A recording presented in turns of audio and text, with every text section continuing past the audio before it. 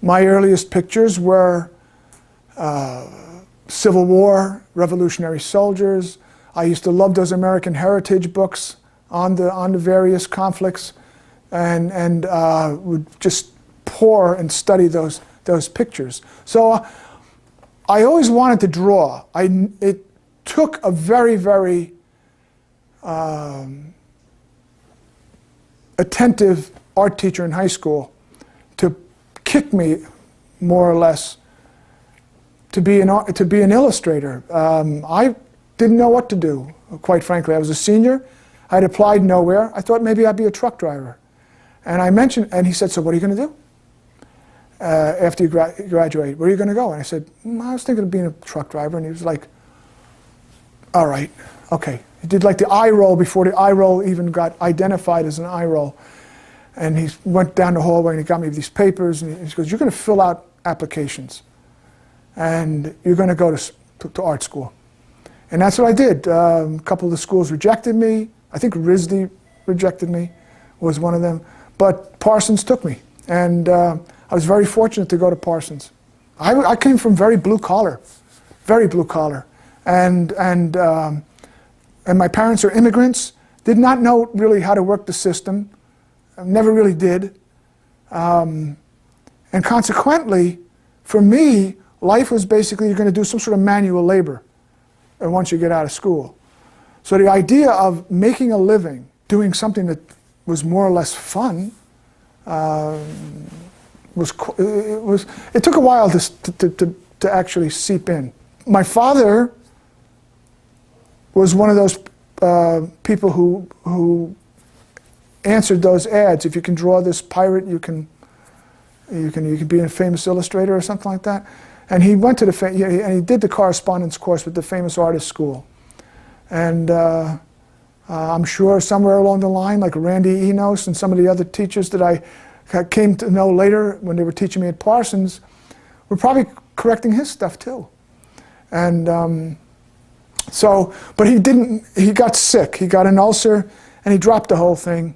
And the irony is that he put them all into a suitcase, and there were many times that I went up to the attic and I would just open up the suitcase and go through his lessons and look at the corrections and look at all these great books that these lesson books that he had received from the famous artist school. And whether I knew it or not,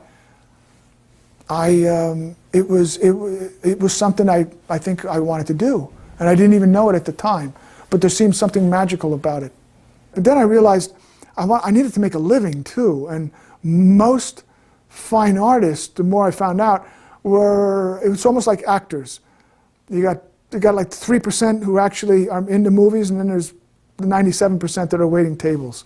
So illustration seemed like a nice way to get around it, because I was also aware of magazines like the Lampoon. So I was aware of people like Ed Sorel and Rick Meyerowitz, even without knowing the names necessarily at that point. But I was aware of Mona Gorilla. I was aware of the stuff that was that David Levine was doing for the New York Review of Books, which I used to go to my local library back in my little town, and I used to go to every week or every couple of weeks to pick up a copy of the latest copy of the New York Review of Books just to see David's drawings.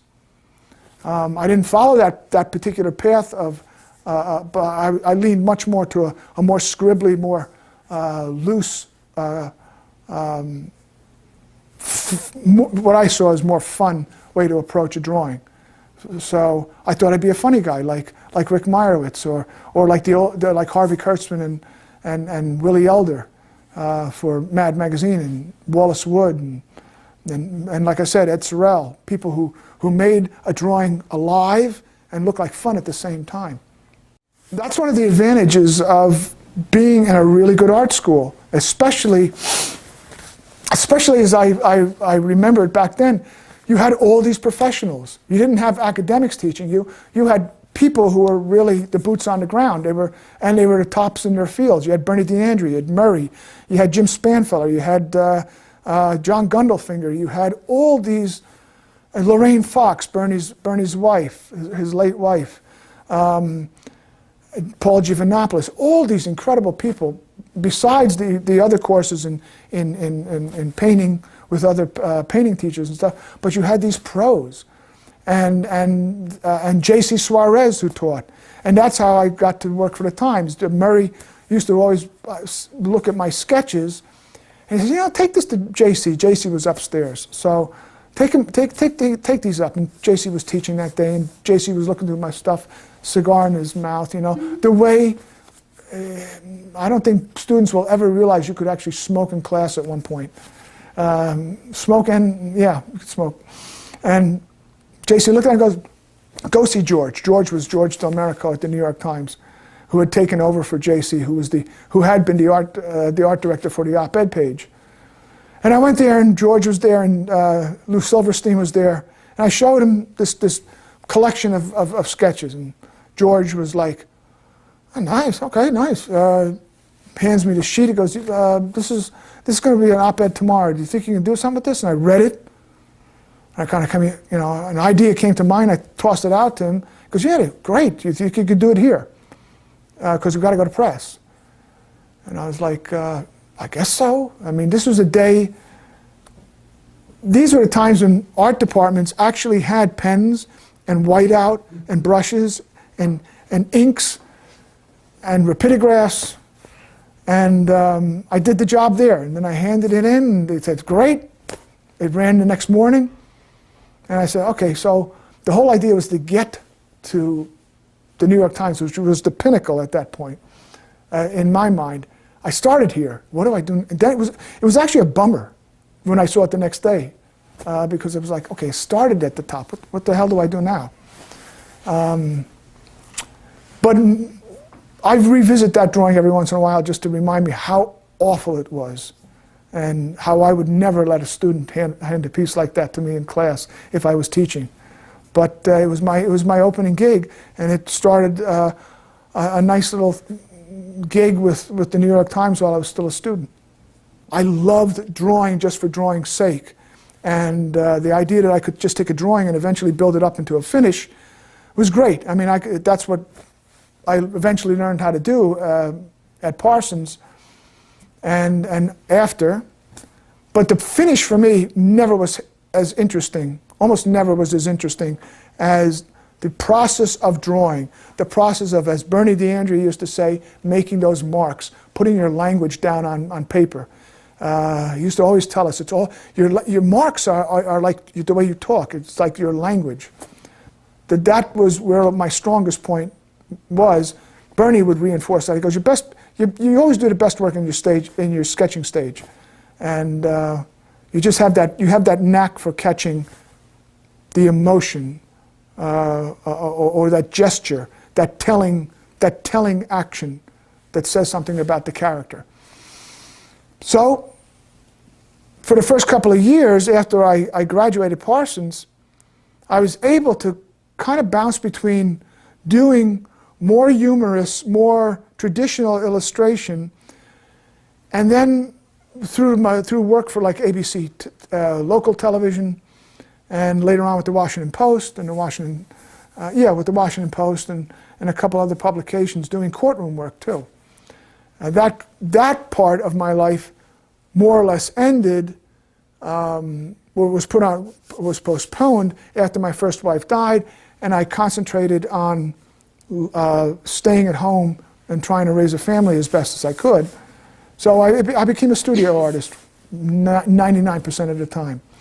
And it wasn't until much later, like in the mid-2000s, that I was able to start stretching out. I was able to start going out again.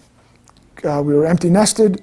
We were, my wife her practice was going very strong. And she said, go out, do what you want to do now. And I took advantage of that. And it got me to places. It got me to get involved with the Air Force Art Program. It got me to go to Iraq and Afghanistan, or to draw and document, visually document soldiers and Marines around the country in training.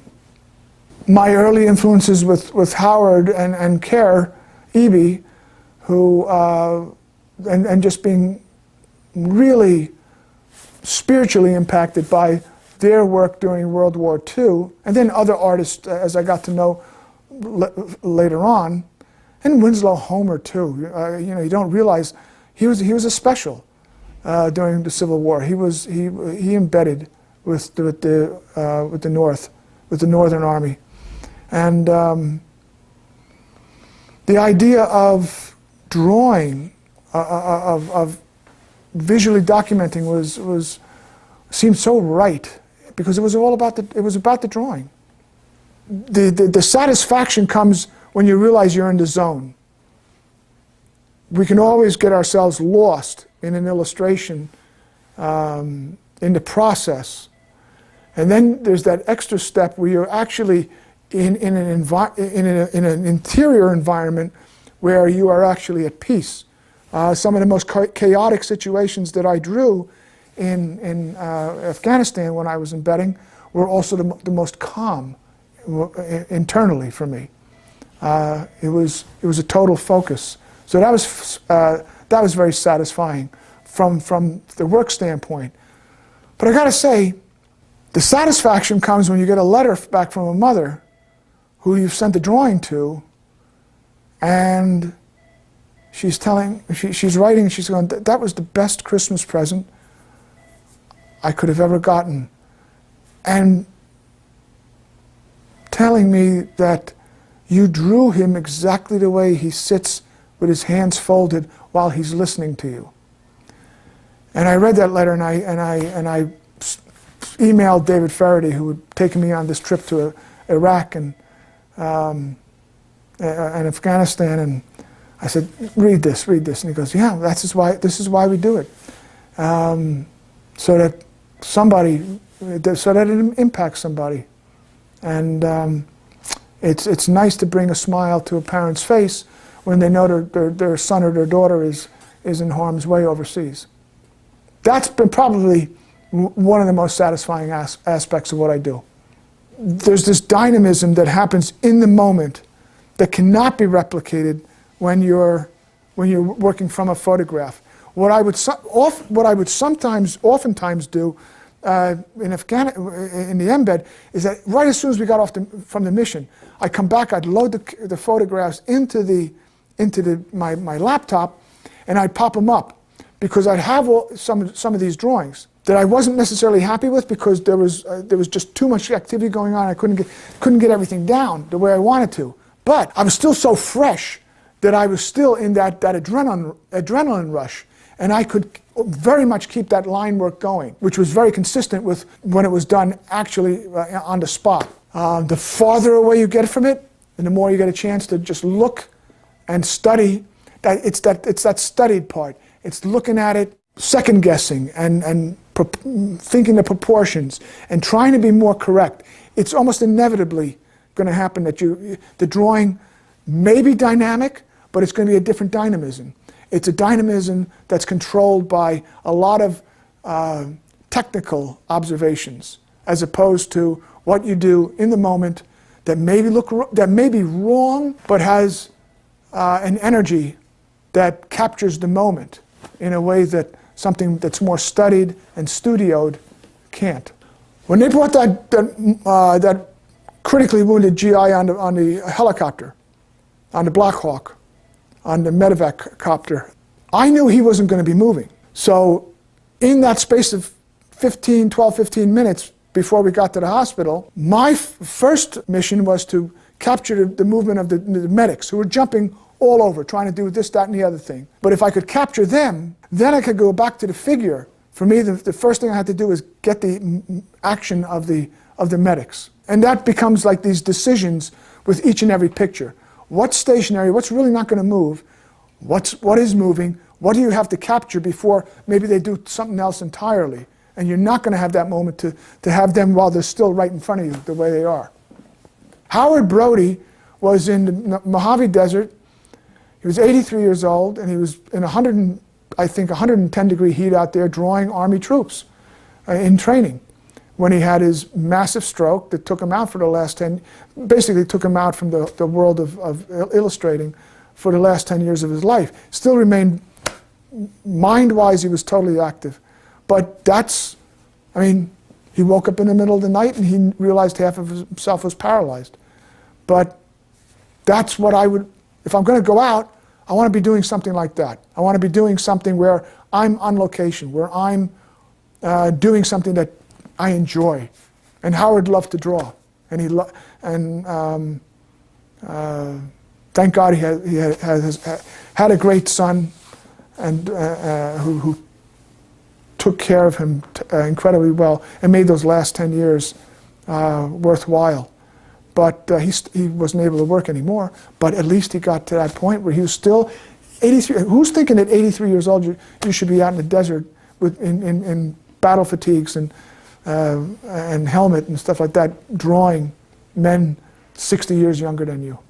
In all honesty, I also used Norman Rockwell as a jumping off point to do satirical illustrations too. There was always something about his vision of America that as a young lefty allowed me to take some of those iconic images and mess with them a little, you know, put a different spin on the American dream.